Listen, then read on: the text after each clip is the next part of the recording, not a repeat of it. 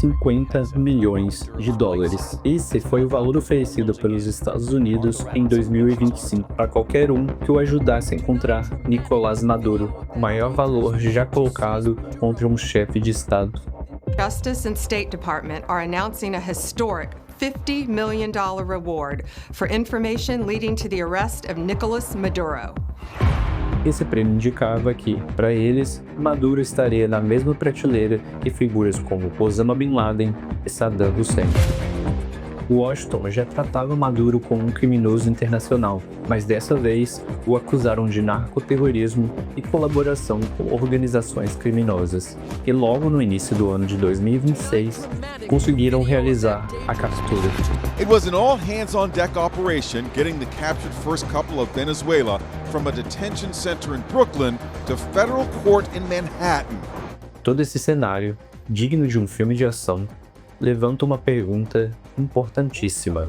A crise da Venezuela é apenas um colapso econômico ou estamos vendo somente a superfície de um jogo muito maior? Para entender isso, precisamos voltar um pouco no tempo e entender como um país que já foi uma das maiores promessas da América Latina chegou ao ponto do colapso.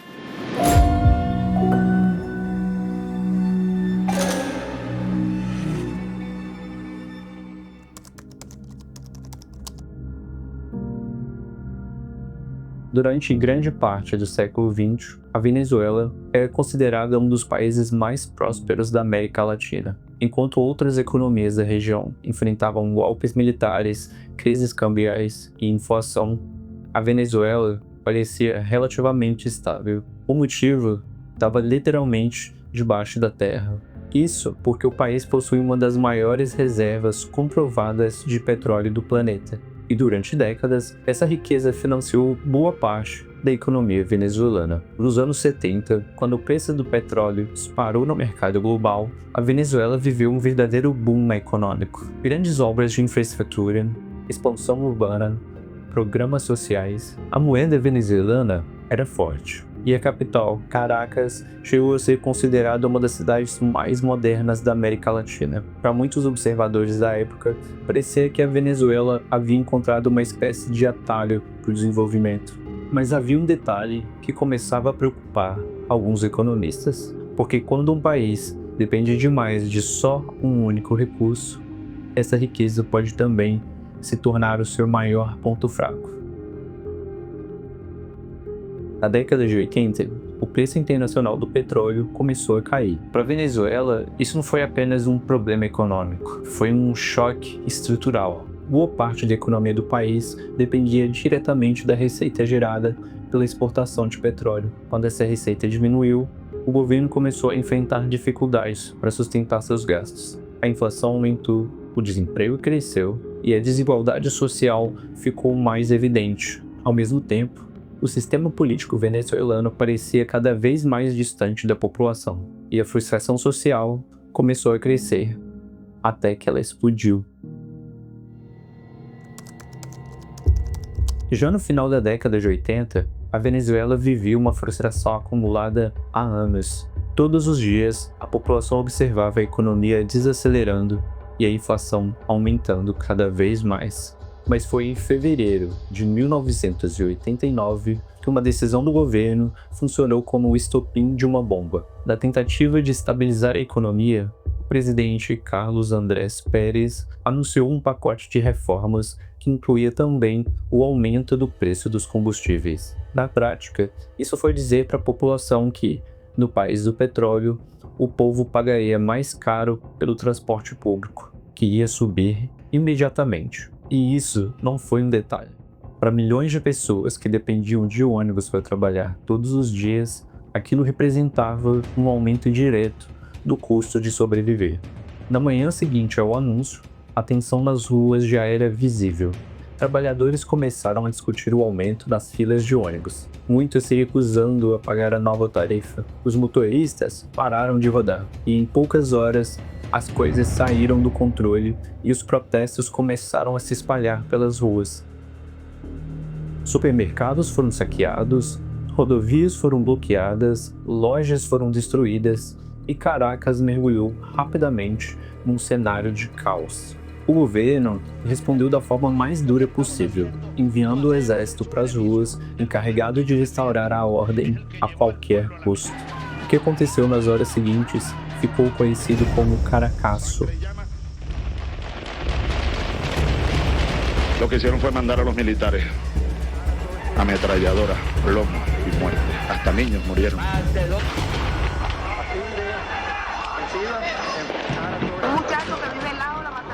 O número exato de mortos nunca foi confirmado. Algumas estimativas falam em centenas. Outras sugerem que milhares de pessoas podem ter sido mortas durante a repressão.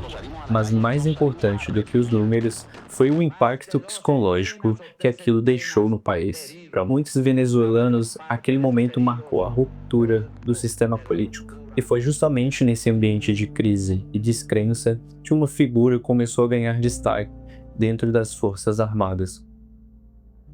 O jovem bolivarianista, que integrava o exército, mas que não se alinhava com a postura do governo, Hugo Chávez. Para ele, o sistema político tinha perdido qualquer legitimidade e o que aconteceu em Caracas não era apenas uma revolta, e que a partir daquele momento, a ideia de uma mudança radical havia deixado de ser apenas uma teoria e passou a ser algo inevitável.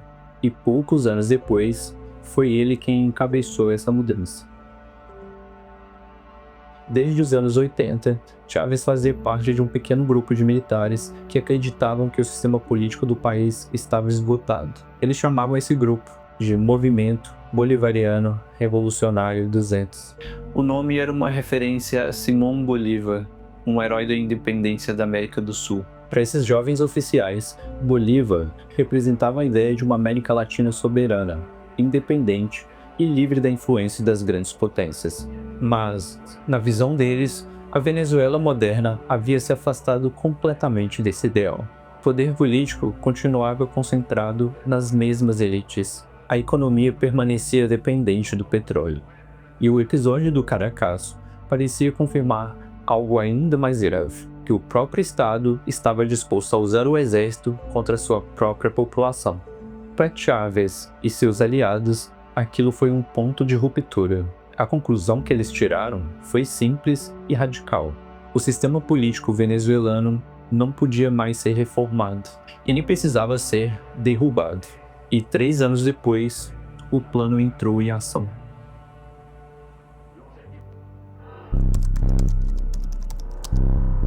Na madrugada de 4 de fevereiro de 1992, unidades militares começaram a se movimentar em várias partes da Venezuela. Tanques avançaram em direção a Caracas. Soldados ocuparam posições estratégicas. O plano era derrubar o governo.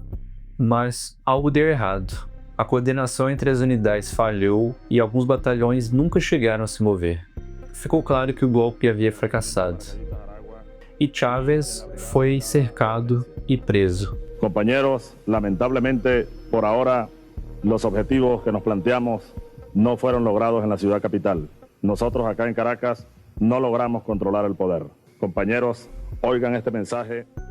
A revolução não havia acontecido, mas segundo ele, apenas por enquanto. Aquela frase curta transformou completamente a percepção política sobre Chávez. O militar que havia tentado um golpe agora aparecia diante do país como alguém disposto a desafiar o sistema político. E nos anos seguintes, essa imagem cresceu cada vez mais, até que em 98 ele conseguiu chegar ao poder, mas dessa vez foi pelas urnas.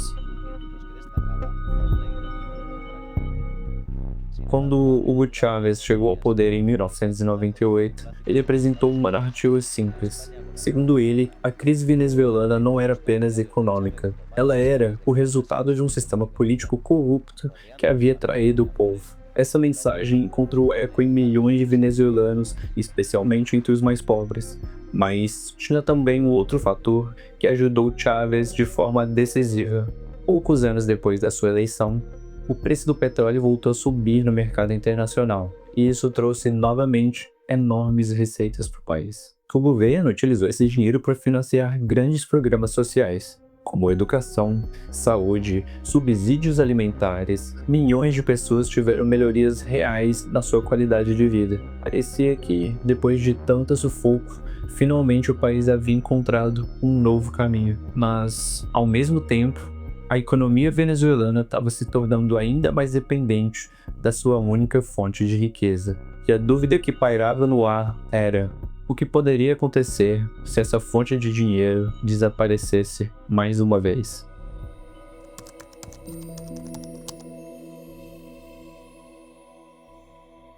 O novo boom econômico causado pela venda de petróleo durante o governo de Chávez passou a se apresentar como um modelo forte em relação ao neoliberalismo que havia dominado a América Latina nas décadas anteriores. Para os apoiadores, aquilo parecia a prova de que o projeto bolivariano estava funcionando. Mas, ao mesmo tempo, economistas dentro e fora do país apontavam para o fantasma da receita única. E durante os anos do boom, o Estado venezuelano pareceu assumir um papel cada vez maior dentro da economia. Para os críticos, essas medidas estavam reduzindo a capacidade produtiva da economia. Para os apoiadores, elas eram necessárias para redistribuir a riqueza e proteger a população mais pobre. Mas, independente da interpretação, uma coisa era clara: a economia da Venezuela estava se tornando cada vez mais dependente da renda do petróleo. E isso significava que a sua estabilidade continuava ligada a algo que o país não controlava: o mercado global de energia. Durante boa parte dos anos 2000, o preço do petróleo permaneceu alto, mas em 2014 o cenário internacional mudou rapidamente. Uma combinação de fatores começou a pressionar o mercado global. A produção de petróleo aumentou significativamente nos Estados Unidos com a expansão do shale oil. A economia global começou a desacelerar depois da crise financeira internacional, e os países produtores, dentro da OPEP, decidiram manter altos níveis de produção. O resultado foi uma queda brusca no preço do barril, e isso representou um choque econômico para a maioria dos países produtores. No caso da Venezuela, isso foi algo muito mais grave, porque naquele momento a economia venezuelana dependia do petróleo para mais de 90% das suas exportações. E isso significava que, quando o preço caiu, a principal fonte de receita do país desapareceu da noite para o dia. E havia um detalhe que tornava aquele momento ainda mais delicado. Quando a crise começou, Hugo Chávez já havia morrido. Seu sucessor, Nicolás Maduro, assumiu o governo num cenário extremamente complexo. Um país polarizado politicamente, uma economia altamente dependente de uma única fonte de renda e um choque externo que estava reduzindo drasticamente essa renda. A partir daí, as interpretações sobre o que aconteceu começam a divergir. Para alguns analistas, o colapso que viria depois foi resultado de anos de políticas econômicas que fragilizaram a capacidade produtiva do país. Para outros, a combinação entre queda do petróleo, sanções internacionais e isolamento financeiro acabou acelerando uma crise que já estava em andamento. O fato é que nos anos seguintes, a economia da Venezuela entrou numa espiral cada vez mais difícil de controlar. A inflação disparou para níveis absurdos e a produção nacional caiu. E a partir daí, o país começou a enfrentar a escassez de produtos básicos. E naquele momento, as pessoas ainda não tinham ideia de onde a crise ainda podia chegar.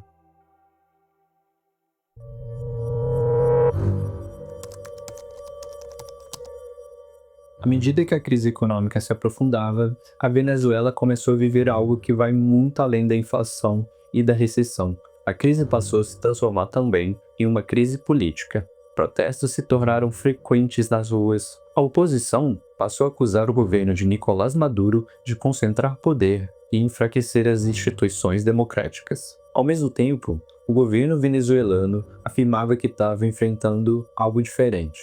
Segundo Maduro e seus aliados, o país estava sendo alvo de uma tentativa de desestabilização internacional. E foi nesse momento que a crise venezuelana começou a ultrapassar as fronteiras do país. Os Estados Unidos passaram a adotar uma posição cada vez mais dura contra o governo venezuelano. Sanções econômicas foram impostas, e o próprio Nicolás Maduro foi formalmente acusado pelo governo americano de liderar uma rede internacional de narcotráfico. Maduro uses foreign terrorist organizations like TDA, Sinaloa, and Cartel of the Suns to bring deadly drugs and violence into our country. To date, the DEA Essa não era uma acusação qualquer. Era a formulação jurídica e política que colocava Maduro não só no campo do crime organizado, mas no campo das ameaças estratégicas. E isso muda completamente a maneira como essa história pode ser lida, porque quando um presidente estrangeiro deixa de ser tratado como adversário político e passa a ser tratado como chefe de uma estrutura de narcoterrorismo, o debate já não é mais apenas sobre democracia, inflação ou colapso econômico, e passa a ser até onde uma potência pode ir para neutralizar alguém que considera uma ameaça internacional. O problema é que essa acusação sempre esteve cercada de controvérsia. Para Washington, ela era a prova de que Maduro não podia ser tratado como um chefe de Estado comum.